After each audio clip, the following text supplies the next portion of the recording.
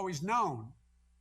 My uncle in Scranton, Uncle Ed, used to say, Joey, you're labor from belt buckle to shoe sole. Well, I didn't have much of a choice the way I was raised at my grandfather's table. I've never been afraid to say the word union, not when I growing up, not when I grew up, not today. And you can be sure you'll be hearing that word union plenty of times if I'm in the White House. The words of a president matter. Union. This pandemic has crushed our country. The sad thing is, it didn't have to be this bad. It's not this bad in other countries. More than 6 million COVID cases in the United States, almost 200,000 deaths projected to go much higher, and nearly 30 million on unemployment. And that doesn't count the several million who are working part-time, who aren't counted as unemployed, but still can't buy the new tires for the car when they're bald, still can't take care of the basic things of getting the hot water heater fixed, et cetera. The things we talk about at our kitchen tables. But I have a plan to rebuild this nation. Not only rebuild it, but rebuild it back better. And it starts with getting this virus under control. Then we'll have a transformational investment in roads, bridges, broadband, ports, airports, big projects. We'll put people to work right away, as well as make sure our country is ready to compete with any country in the future. We're going to make sure we pay people what they're worth. It's not enough to praise our essential workers. It's about time we start paying you.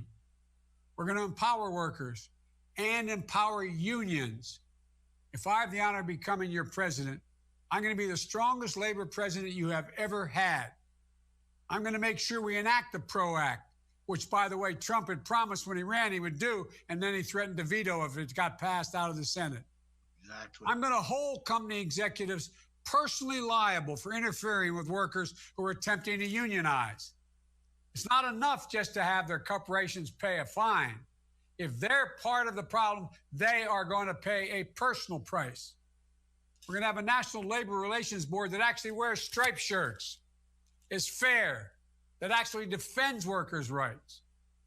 You know, if you go back to the 1930s, the purpose of the NLRB, what it states, it doesn't say Americans must merely allow unions to exist. That's what corporations try to tell you. What the act explicitly says is that the government should encourage unionization. Encourage. The only way to meet, as my dad would say, the abuse of power is with power. And the only power is organized worker power, union power, to deal with abuses. And that's exactly what I'll do as president. I promise you. We're going to make sure that anytime American government spends American tax dollars, we're going to spend them in America with American companies and suppliers supporting American workers. President Trump keeps talking about how great this economy is, how great the stock market is. Well, the only reason he didn't have the guts to take on COVID and threw up the white flag, he was worried if he started talking about saving people's lives, the stock market may fall. Well, we know it's been great for his rich friends, but it hadn't been so great for the rest of us. Millions of people out of work, evictions on the rise, 20 million people worrying about whether they're going to lose their home because they have trouble making their mortgage payments, healthcare being taken away, and Trump has a plan to gut Social Security. If his Social Security plan he actually puts forward, it actually became law, the Social Security actuary has said the entire Social Security system will be bankrupt by mid-2023. What in God's name else can this guy do? Let's look at one simple fact. This president is on track to be the only president in modern history to end up with fewer jobs at the end of his term than existed in America when he began his term. But as out of touch as Trump's language on the economy is, when it comes to veterans, he's downright un-American. I've never said that about a president ever, ever, ever. But calling those who have served, risked their lives, even gave their lives to our nation, losers and suckers. These are heroes. I'll tell you something. My beau wasn't a loser or a sucker. He spent 6 months in Kosovo as assistant U.S. attorney trying to make sure that they had a criminal justice system. He's the only foreigner who has a 12-foot statue erected to him, a memorial to him because of what he did in Kosovo. Then he volunteered. He was attorney general. He had to get special permission to volunteer to go with his unit to Iraq for 1 solid year. Won the Bronze Star, Conspicuous Service Medal, and other awards. He didn't serve with losers and suckers. He served with heroes. Exactly. He served with American patriots. And none of the veterans you know were losers or suckers. No president has ever talked about our servicemen and women in that way. And I'm sorry if I'm cutting close to losing my temper, but the simple truth is, if that's how you talk about our veterans, you have no business being president of the United States of America, period. Hear, hear. Trump says he can't understand why people serve. Does that surprise you, coming from a man who only thinks about what helps him? He asked, quote, what's in it for them? Does that surprise you, coming from a man who only thinks about what's in it for him? Well, he'll never understand. He'll never understand you. He'll never understand us. He'll never understand our cops, our firefighters. You know, because he's not made of the same stuff what the people who serve this nation are made of, like so many of you. You live by a code, an American code. Sounds corny, but it's real. Honor, duty, country, something bigger than yourself. He lives by a code of lies, greed, and selfishness. This is Labor Day. And we honor all that working folks have done for the people of this country. We honor you, your work, your courage, your commitment to this country. And I promise you this, if you give me the honor of being your president, you'll never have a better friend or a stronger ally in the White House.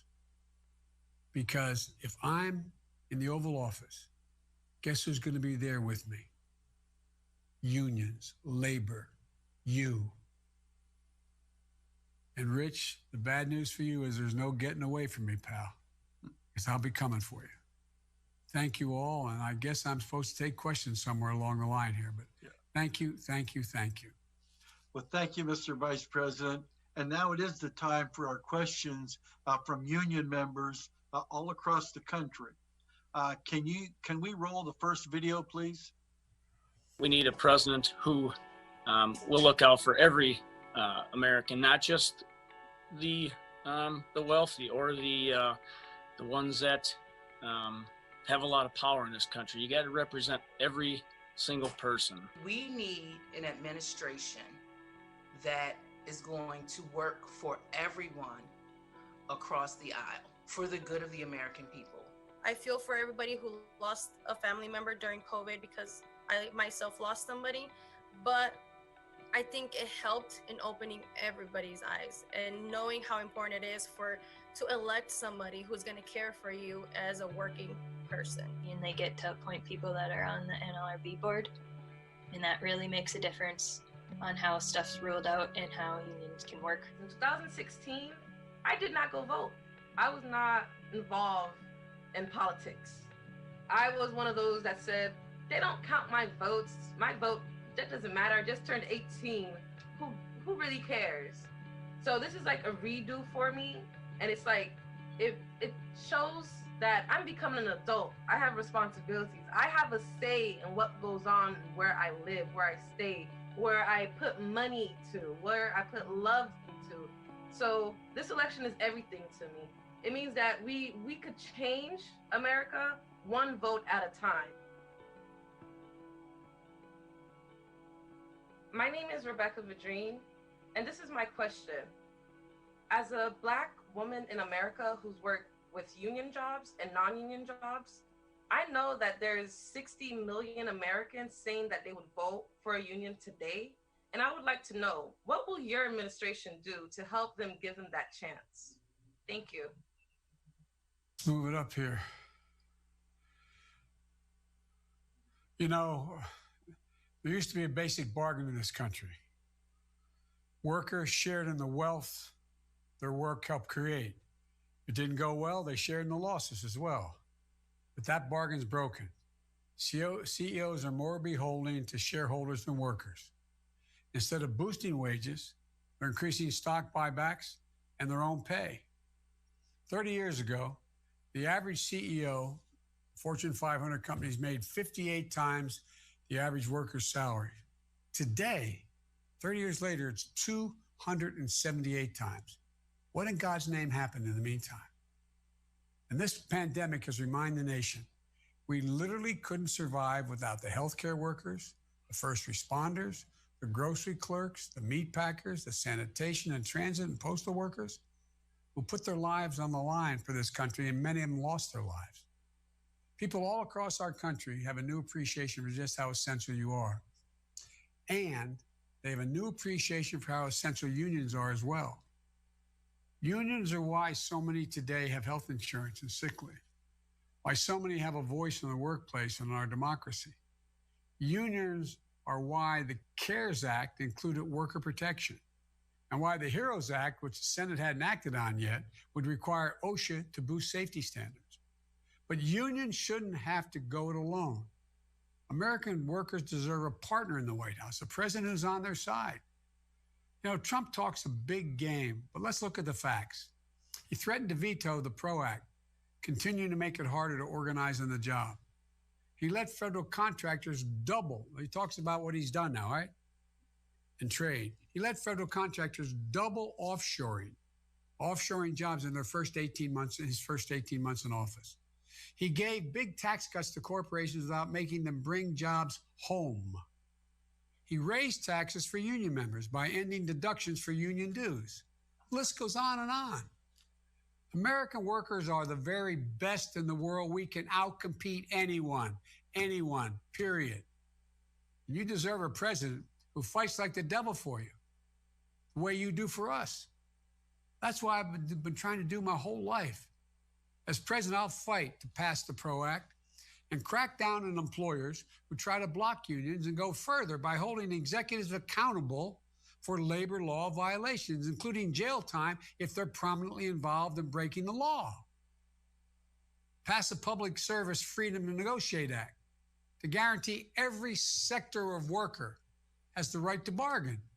Strengthen and enforce labor standards, including Davis-Bacon wages, plus a $15 minimum wage, overtime pay through OSHA, tougher OSHA. And by the way, you're the only guys fighting for people who aren't even members of the labor union. You're fighting for workers who aren't even your members by a $15 minimum wage. Ban right-to-work laws and stop employers from misclassifying workers as contractors to avoid paying benefits. Give independent contractors and gig workers the right to organize. And pass the Butch-Lewis Act to protect every worker's pension and make sure that sacred promise of a secure retirement is honored for everyone. So you don't wake up one day like my dad did years and years ago, and all of a sudden, no pension. There's a lot we can do, but I promise you we can get it done. Thank you, Mr. Vice President, and we look forward to bringing the PRO Act to your desk next year. I want to move on to our next question. Would you please roll the video? Our economy is based on tourism. There's Disney, there's Universal Studios, and all the theme parks and all the vacation that people like to do. There are some people going to the parks, but it's not the same. A lot of people have lost their jobs. A lot of people are hurting. We went from being able to provide for our families, being able to take care of our household, to basically going to assistant programs for food and for utility help, and trying to make it from unemployment. I mean, it's been a drastic depression to my industry. The last 6 months, we have been calling on the Trump administration to invoke the Defense Production Act of 1950 to mass produce PPE, or personal protective equipment, ventilators, and other needed supplies, and it hasn't happened. I get reminded every day that, you know, bus operators, train operators, transit workers are still in the front lines of this pandemic. You know, they're the first contact is what the sick people, you know, when they're not feeling well, they're not driving to the hospital, or a lot of them are taking the bus or the train. So we're the first ones, you know, exposed to this. And that's why a lot of the transit workers were dying from it, and still are to this day. And just like any small community in the Midwest, it's hitting people hard. Jobs, people are struggling to pay rent. People are struggling to put food on the table for their families.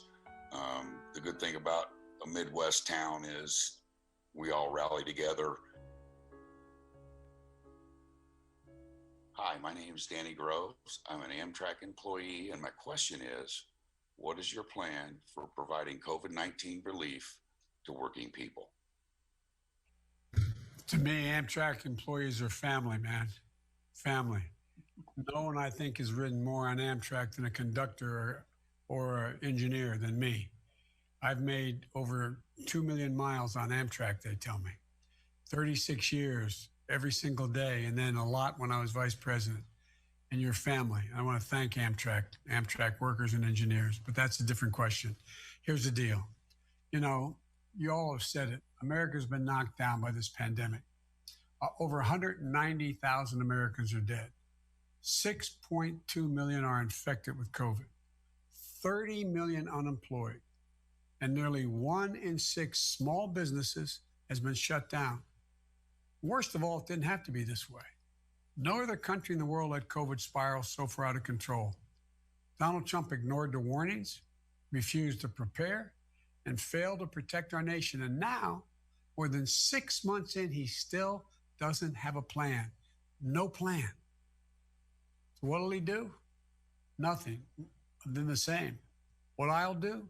As president on day one, I'll implement the national strategy I've laid out since March to beat this virus. Only then will we really get our economy moving and our kids safely back in school and our lives back on track. That means calling on every American to wear a mask outside of their household.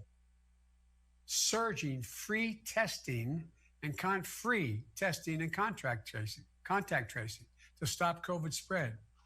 Charting a clear path of science-based vaccines. Free from politics. I got to ask the question, if the president announced tomorrow we have a vaccine, would you take it? Only if it was completely transparent that other experts in the country could look at it. Only if we knew all of what went into it. Because so far, nothing he's told us has been true. And it means fighting like hell to keep workers safe on the job and getting real relief out to families and small businesses. Not the Mar-a-Lago crowd that Trump bumped to the end of the head of the line with the act that was passed with all that money. A significant portion of that went to big businesses. It didn't go to small businesses. Look, the bottom line is the Republican Senate has to pass the second piece of legislation Nancy and the Democrats passed in the House, the HEROES Act. They need to pass it today.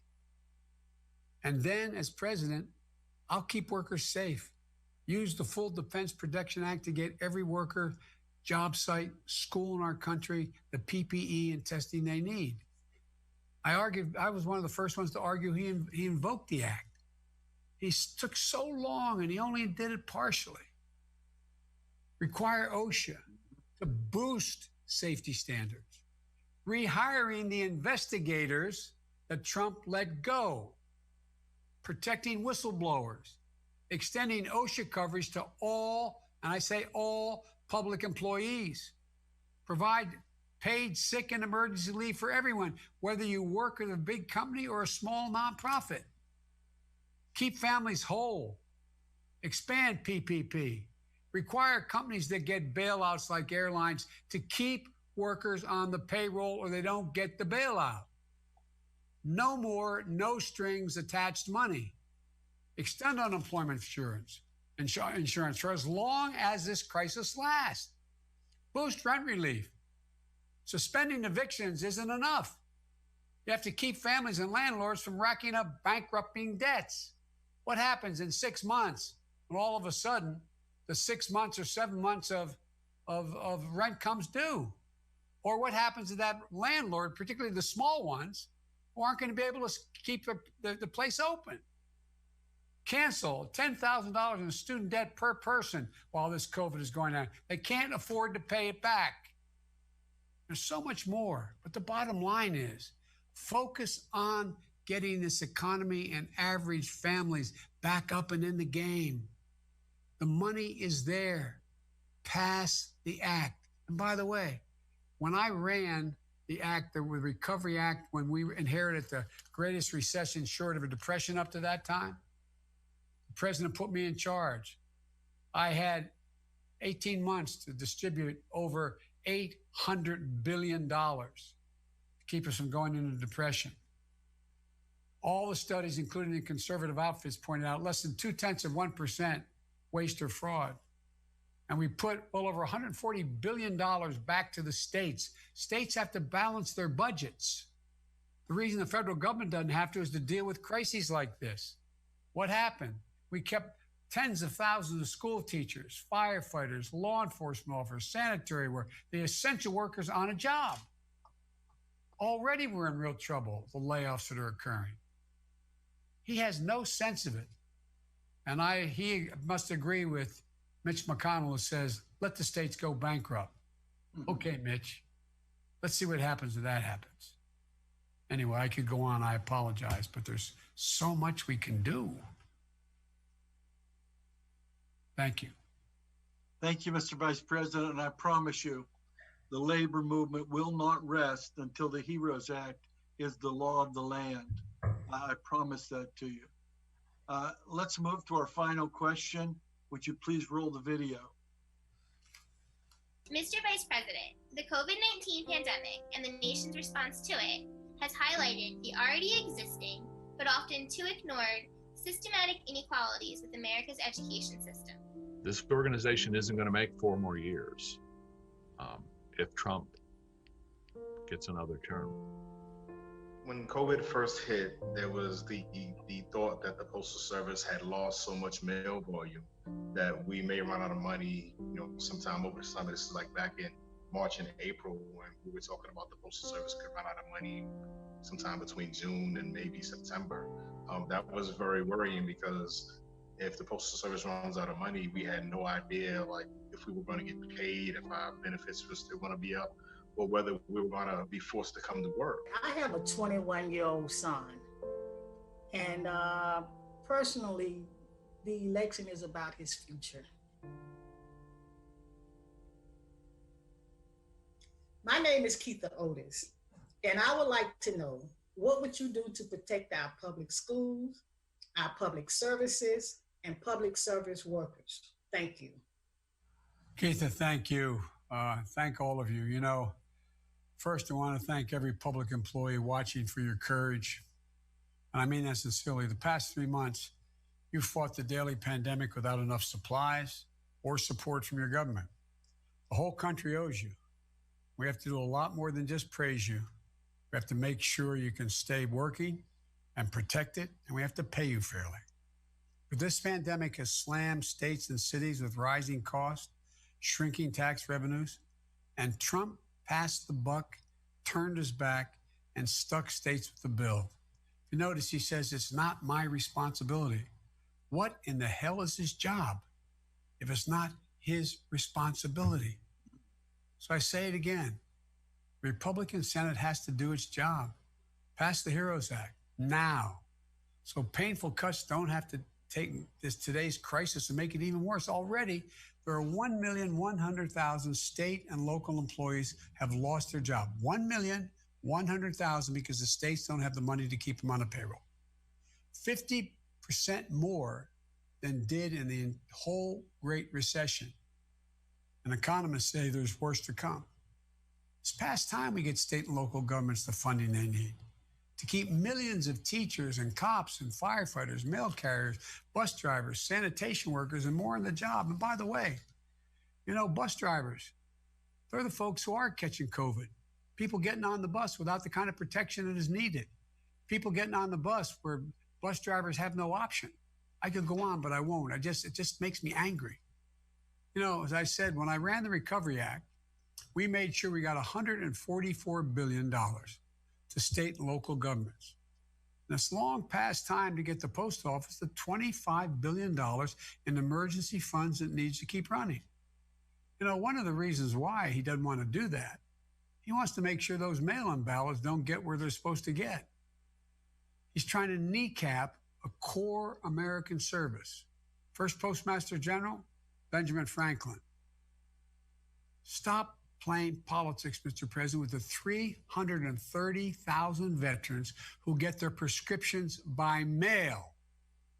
By mail. And they're getting it late.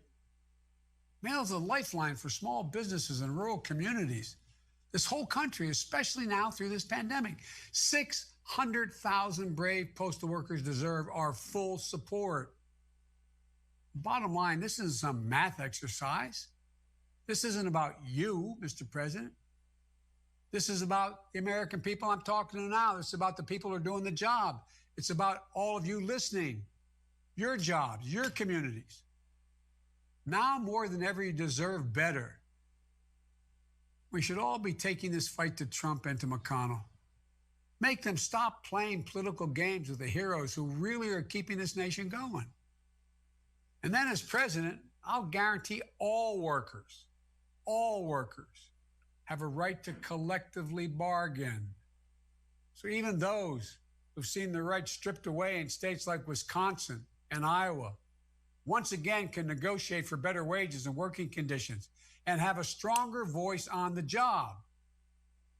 People are dying, out of work, afraid for their children. The clock is ticking. We have to give workers the power to make their families whole and make them whole now. People are getting killed, figuratively, literally, across the board. Folks, look, in spite of all of this, I've never, Rich, been more optimistic than I am today. It's the confluence of the COVID crisis, the phenomenally negative impact on the economy, and the systemic racism have added up and taken the blinders off of millions and millions of Americans, saying, oh my God, I didn't realize the reason I could stay home safely was because of that person breaking their neck, risking their lives, and some losing their lives. I didn't realize that there are people in operating rooms and nurses that in the very beginning had to put on plastic garbage bags because they couldn't find protective gear they needed. I didn't realize. They now realize. They know what you all have done for the country. And they're ready to step up. We don't have to punish anybody. Just make sure everybody pays their fair share and everybody gets their fair shot. And then with my dad, Rich heard me say this 100 times. When my dad had to move from Scranton when there was no work down to Wilmington, Delaware, and finally be able to, we moved in with my grandpa, like a lot of people had to. I'm not unique in this regard. My brothers and sisters aren't either. I remember him coming up the stairs saying, honey, we can't live in this apartment anymore. And you can't go to school. You can't play in that Little League team. You're gonna go home and live with Grandpa.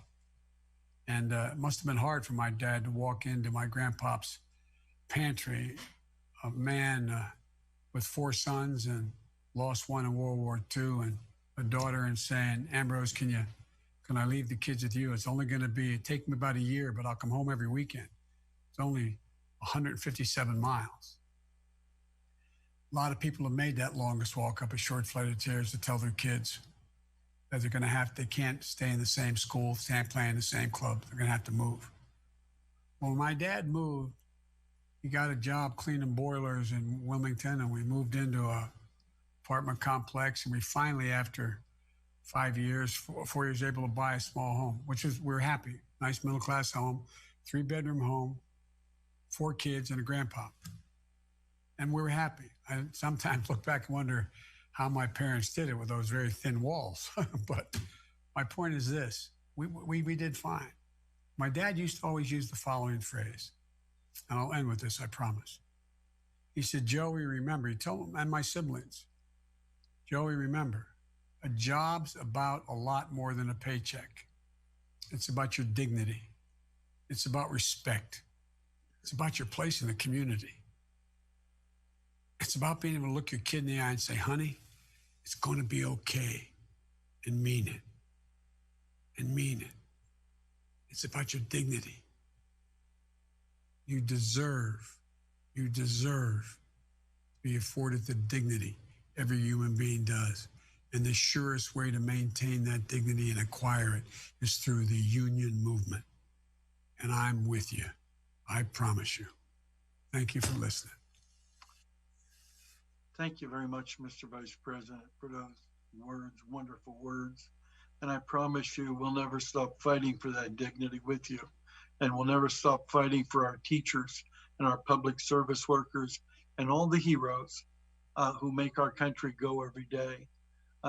They are essential, as you noted, not expendable.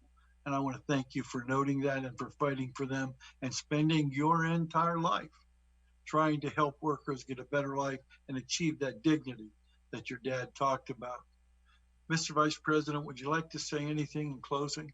One last thing. We better take care of the teachers. My wife taught for the last 30 some years. She taught full-time, 15 credits when she was second lady. And next semester, she hopes at least to teach one course, at least online. So, and we're already short about 125,000 teachers. And if we don't do something about it, it'll be close to 250,000 teachers by 2023. And that can't happen, because if it does, I'll be sleeping alone. I'll be on my own. I need help. So all kidding aside, there's so much we can do. And I can't do without you, Rich. And I really appreciate your friendship. Thank you, everybody. Happy Labor Day. It's going to get better. Mr. Vice President, Godspeed and good luck. We want to thank you so much for caring, and not just caring about workers, but making a lifetime endeavor out of fighting for those same workers. You've been a friend to workers your entire career. And from the bottom of my heart, I want to say thank you for that. And for all of you out there that joined us, I want to thank you for joining us today. And I want you to have a very, very happy Labor Day. And then please go out and vote. Our country depends on it. God bless. Thank you. Thanks, Rich.